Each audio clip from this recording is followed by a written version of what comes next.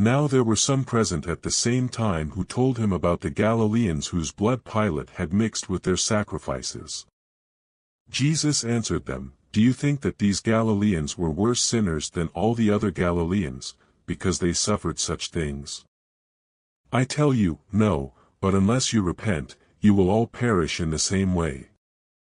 Or those 18 on whom the tower in Siloam fell and killed them, do you think that they were worse offenders than all the men who dwell in Jerusalem? I tell you, no, but, unless you repent, you will all perish in the same way." He spoke this parable. A certain man had a fig tree planted in his vineyard, and he came seeking fruit on it and found none. He said to the vine dresser, "Behold, these 3 years I have come looking for fruit on this fig tree, and found none. Cut it down. Why does it waste the soil?" He answered, "Lord, leave it alone this year also, until I dig around it and fertilize it. If it bears fruit, fine, but if not, after that, you can cut it down." He was teaching in one of the synagogues on the Sabbath day. Behold, there was a woman who had a spirit of infirmity 18 years. She was bent over and could in no way straighten herself up. When Jesus saw her, he called her and said to her, "Woman, you are freed from your infirmity." He laid his hands on her, and immediately she stood up straight and glorified God.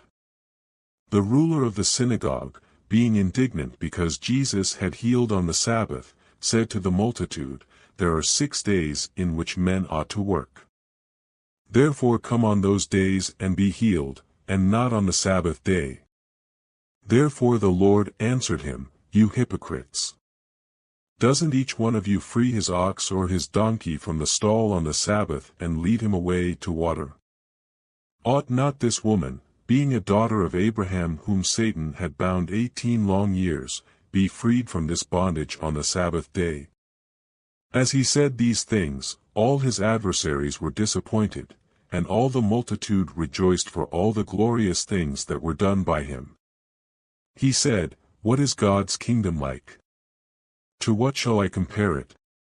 It is like a grain of mustard seed which a man took and put in his own garden. It grew and became a large tree, and the birds of the sky live in its branches." Again he said, "To what shall I compare God's kingdom? It is like yeast, which a woman took and hid in 3 measures of flour, until it was all leavened." He went on his way through cities and villages, teaching, and traveling on to Jerusalem. One said to him, "Lord, are they few who are saved?" He said to them, "Strive to enter in by the narrow door, for many, I tell you, will seek to enter in and will not be able. When once the master of the house has risen up and has shut the door, and you begin to stand outside and to knock at the door, saying, 'Lord, Lord, open to us,' then he will answer and tell you, 'I don't know you or where you come from.'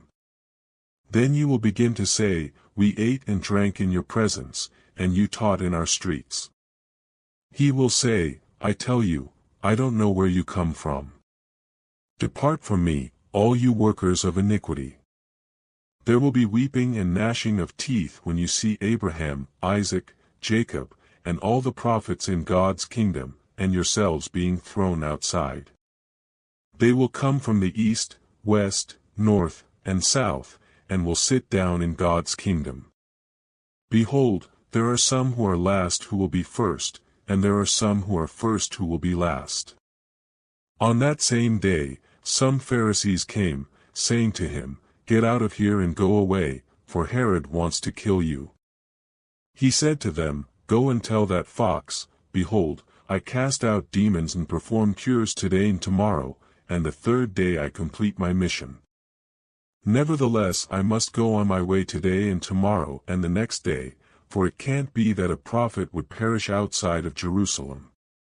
Jerusalem, Jerusalem, you who kills the prophets and stones those who are sent to her. How often I wanted to gather your children together, like a hen gathers her own brood under her wings, and you refused. Behold, your house is left to you desolate. I tell you, You will not see me until you say, Blessed is he who comes in the name of the Lord.